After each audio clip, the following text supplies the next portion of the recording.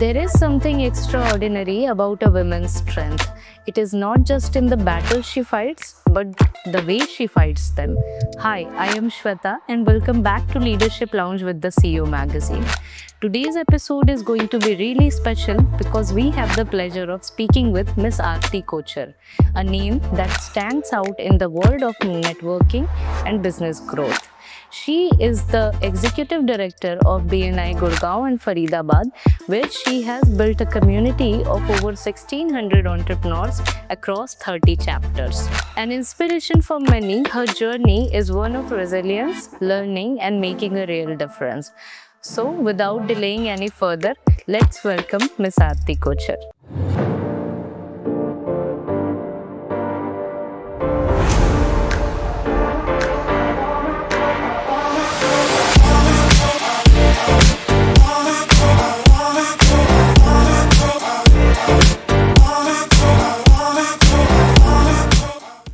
Hello, ma'am. It's wonderful to have you here. So, how are you today? Very well, thank you. Okay, let's start by going back to the beginning. Our early years usually shape the people who we become afterwards in life. And you have quite an adventurous childhood. So, would you like to tell us more about it? Yes, certainly. So, I had the privilege of growing up in Assam, in the tea gardens. It was a beautiful lifestyle because it was very adventurous. We spent a lot of time outdoors. We learned there how to become independent, how to really be capable of doing things ourselves. And of course, it is a very special experience to be able to grow up in that kind of nature and wildlife. Yeah. So, did it impact how my future life? Yes, it did. Because I love animals, I love wildlife, and nature has a very strong connection with me. You have been to many places. Life has taken you throughout the globe. You grew up in Assam, you did your schooling from Dehradun, then your graduation from Delhi, and then moved to Dubai, and then you came back to India again. Yes. So, what I would like to understand is, experiencing different cultures, meeting people from all sort of, cultural and educational backgrounds. So, how did it influenced you? It's a very nice mix and a diversity that I've had across my life. Yeah. Of course, growing up in Assam, I was in school in Vellams in Dehradun, which is a boarding school which has its own power and its own impact on somebody because of the lifestyle that you are used to there. From there, when I came to Delhi, it was quite a change because there was suddenly a lot more independence. And of course, you are in that stage of your life and you're in college, so everything looks different and is different. And so Delhi was very enjoyable, but quite a change. Yeah. And then after that, I got married and went to Dubai. It was a beautiful time in my life because it was a new phase in my life, and living in Dubai was a very interesting experience at that time, especially. It was not such a huge city as it is these days, but I was working there. I enjoyed myself. I learned to cope with a lot of things which go differently. And it was not a lifestyle I was used to, so it was quite a change. And then after that, I came back to the town of Jamshedpur, which was the family town. And we were there for almost 12 years. Okay. And the children grew up there. And it was a beautiful experience because it's a very tight community of people in a small town, and how people support each other and are there for each other. And of course, I think my children really benefited from a beautiful life in that city. After that, Gurgaon was quite a change because it's a more fast-paced kind of life, and then life took us down different paths also. So I think one just has to be able to fit in to what the situation is. Many people don't start out knowing exactly where they will end up. And for you, I think career started quite at a, later stage of your life. So, was there a defining moment or experience that set you on the path that you are on right now? So it was a defining moment because life threw us quite a challenge. My husband went through a very serious medical crisis, and at that time, I had to step up and I had to look at what could be done to support the family and be there for the family, and of course, think of something that I needed to focus on. Just before all this happened, my children had also put forward to me that, we're going to go away to college. We're going to grow up. What are you going to do with yourself, Mom? And I had started already thinking about what I wanted to do. Okay. But it was that crisis that happened, which sort of pushed me into taking action. And it required me to introspect, to understand what is it that I want to do? What do I want to really focus on? And what is my strength? Where can I actually achieve something? And that's when I started going back into what was my focus area, which was behavioral consulting. And it meant a lot of re-education, relearning everything. The life had moved on a lot from the time of our college.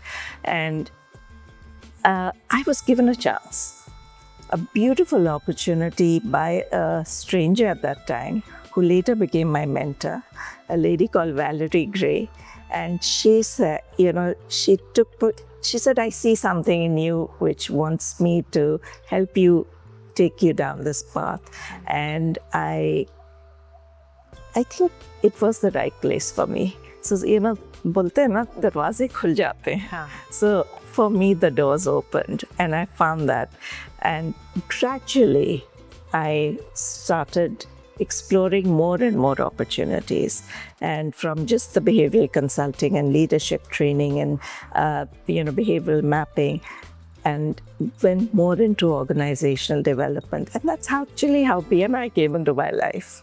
So lots of interesting things come together. Like you mentioned that you started behavioral consulting, and that's how BNI came into life. So let's talk about BNI.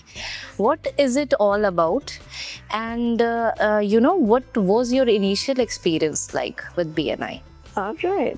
So in BNI, we say we change the way the world does business. Okay. And what does this really mean? It means that we are giving an opportunity to people to really grow their businesses in a very structured and simpler way than just sort of reaching out and hustling for business. Here, you actually meet people who are connected to the people you need to meet, and you network with them and you grow your business. So when I joined BNI, it was as a member to grow my consulting business. Okay. And then I was given the opportunity to take on the region of BNI Gurgaon and Faridabad. And it was a life changer for me. Yeah. And it was a decision which we thought out, and my husband Rakesh and myself, we decided this is where we can actually, with all our life experiences, this is where we can add value. Because we can help others who have been struggling with their businesses, who are wondering how to grow their businesses further. We can help them in achieving their dreams, their goals. So that's how we took up the franchise for BNI Gurgaon and Faridabad, have grown the region from 150 to 1,600 members, and more importantly, made a lot of people very successful in what they do.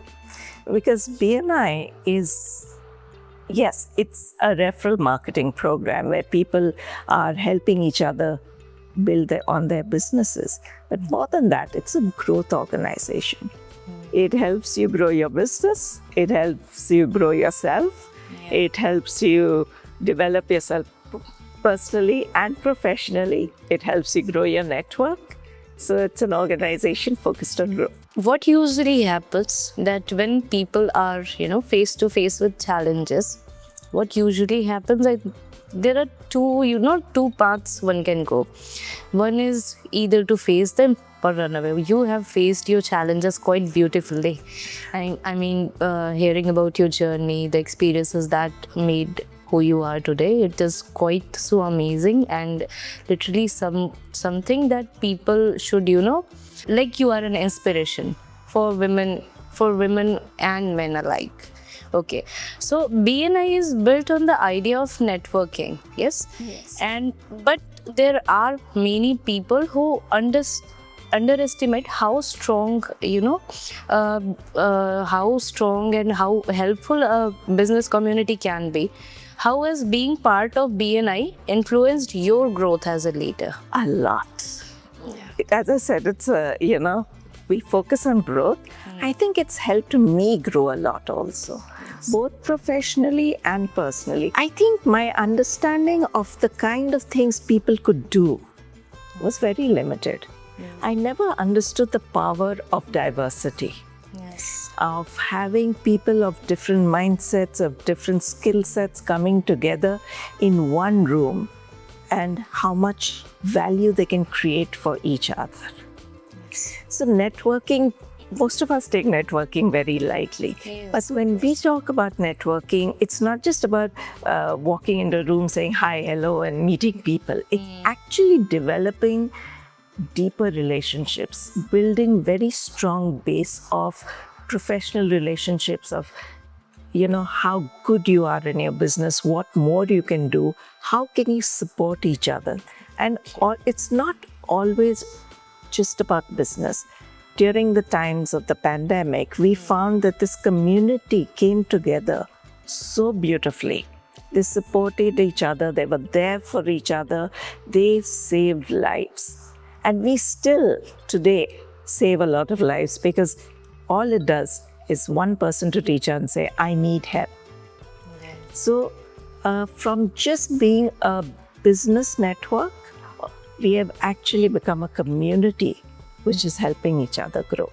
And networking can be very powerful. You mentioned that members of BNI Gurgaon Faridabad helped each other during the pandemic.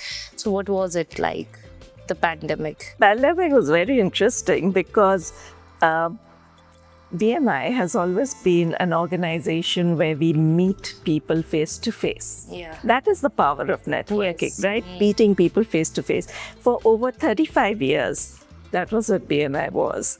In 1 week of the pandemic, there were 9,000 chapters in the world at that time. Everybody transitioned in 1 week to an online world. We did not miss a single meeting, and we showed everyone that if you want to, you can achieve it. If you really put your mind to doing it, nothing can stop you.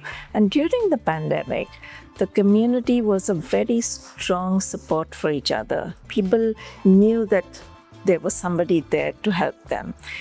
Even if there was not a lot of business happening, people knew that in the future there would be business. And as the world moved on, the deep relationships which were being formed during this time made sure that people continued with their businesses. There were very few businesses which actually shut down. People transitioned. They realized कि अच्छा ये नहीं हो रहा तो हम ये कर सकते हैं और हमको support मिलेगा ये करने के लिए.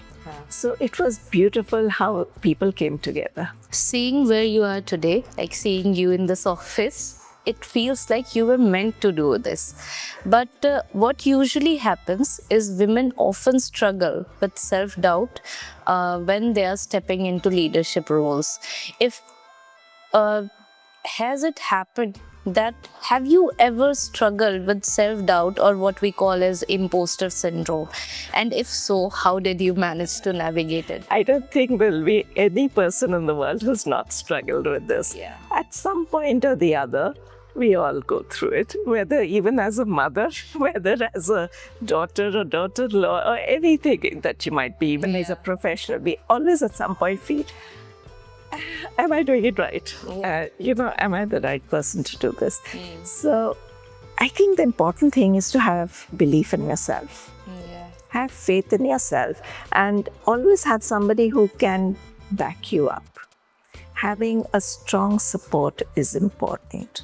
I think that makes a lot of difference. Who it might be is different for every person, right? But having that person there is important for your self-esteem to feel good. Because yes, moments of doubt, सबके mind में आता है. We often wonder, am I doing it right? Yeah. What is it? Do I deserve to be here? But yes, you do. There is no reason why you should not be where you are. So you have to have faith and belief in yourself first. Since we are talking about leadership, I'm curious, do you think women and men approach leadership differently? And if so, what differences have you noticed? Okay, I think they do. I think women focus a lot on relationships. Yeah.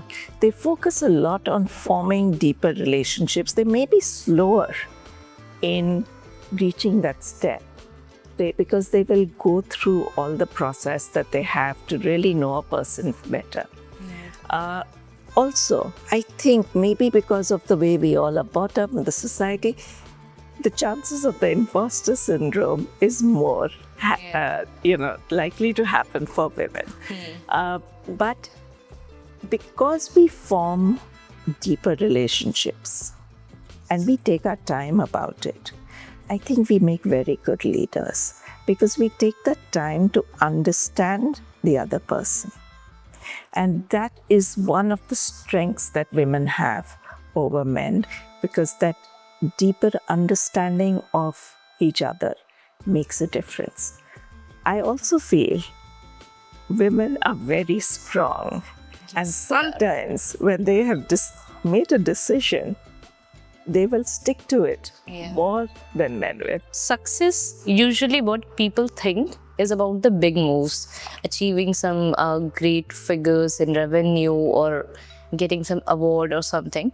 But what usually happens is, for that success, there are small things, little things that usually build up to that success. There are daily habits or routines that we follow that eventually make us successful. So, do you have any unique routines or habits that help you stay on the top of, everything? I like to read. Okay. I also like to keep my mind very sharp. Okay. So, how do I do that? Through a lot of things like crosswords, Sudoku, games. I feel that it's important to keep the mind alert. Yeah. Now, one of the things which is very important when you meet a lot of people and connect with people is to know everybody. Yeah. And be able to relate to them by their name, by their profession, by knowing who they are, remembering who they are. And for that, you have to keep your mind really sharp and being kind to people. That is so important. Just that maybe you smile at somebody, you give a thank you to somebody. That is more important than doing a big gesture. That is what makes the difference. And I feel that a legacy that people leave behind is not about those big things, the big money, the big this and the big that. It's about the small impact that you make, which stays in people's hearts. Yeah. So if I have to say one thing for people to do, it's be kind. One very talked about topic in corporate world is work-life balance. Okay, and what I have seen is most of the people struggle with it, but you have managed to maintain a balance between your work and life quite so well. So can you share your secret with us? My family is not going to agree with that. Okay. But I think when we use the word balance, we always make it seem that there's something which is not going to be balanced. Yeah. So I would rather use the word harmony. Yes. Finding a harmony between your work and your life, which keeps you happy and at peace, and also the other people involved happy and at peace. So don't try to find balance. Try to find that harmony, which makes it possible that you're happy in both sides. So when you're at work, focus at work. When you're at home, focus at home. And that's what actually makes someone successful. Okay, speaking of balance, you juggle between so many roles. You are a mother, you're a daughter-in-law, a wife, a mentor, and now a grandmother too. Yes. Yeah. So how do you manage it all, and what has each one of role taught you? I think every role teaches you something important. When you are a wife, you learn to adjust, work with someone, and be there for them no matter what. And they are there for you when you need them. As a daughter, I think it's important to uphold, as daughter and daughter-in-law, I don't see any difference in that. I think it's very important to uphold the values and traditions of the family. Yes. I think that is a very important aspect that falls on us as women to do. And being a mother, I think you have to give freedom to your children to choose their path. That's very important. Be there as their guide. Be there to help them wherever they need help. But don't try and lead their life. They have to have the choice to lead their lives as they want it to be. And as a grandmother, I'm just experiencing the joy right now. If you hadn't become the executive director of BNI, what alternative career could you have been, doing? I don't know really. I really love what I do. I love working with people and actually being a catalyst in somebody's life for some positive change. So I think if it was not where I am now, I would have probably gone, since I am a certified coach, I would have continued the space of coaching and being a mentor and working with people, because I think that's where I can help people find themselves. And that is what energizes me. As we are sitting here today, if you were to look ahead, 10 years ahead, what impact, would you hope to have made on people's lives? I would love it if 10 years and somebody says, that conversation with Arti 10 years back, that changed my life. You have mentored so many young entrepreneurs along the way.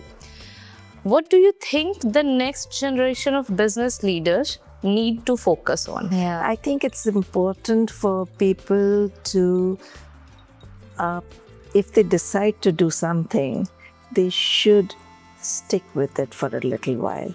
The people tend to sort of chop and change a lot.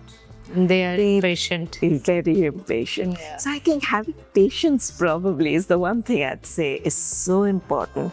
If you're doing something, have patience to see it through. I also think our society has changed a lot. Yeah. And there is a lot more acceptance of women stepping out, doing their own thing, and being able to be independent in their own right and explore what they want to do.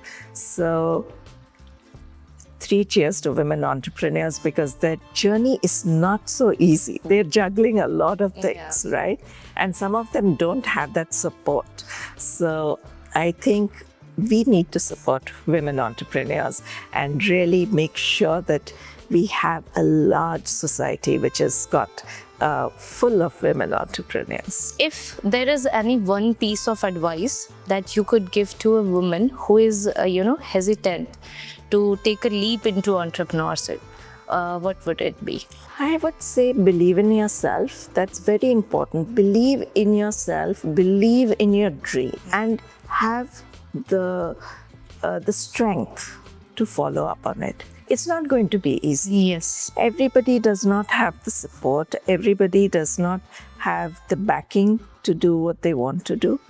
But remember, there is always someone you can find who will be there for you. So find that one person, apart from yourself, who really believes in you, and you will be able to achieve whatever you want. That was quite an interesting conversation that I had with you, and I'm really glad that I get to do this. Okay, before we wrap up, I would love to know how has your experience been working with the CEO magazine, and any thoughts that you would like to share about the platform and the work that we are doing. I am very excited about what you all are doing, and it has been quite a fascinating journey working with you and Deepshika, who's been my main contact, and it is been pretty seamless, if I may say so.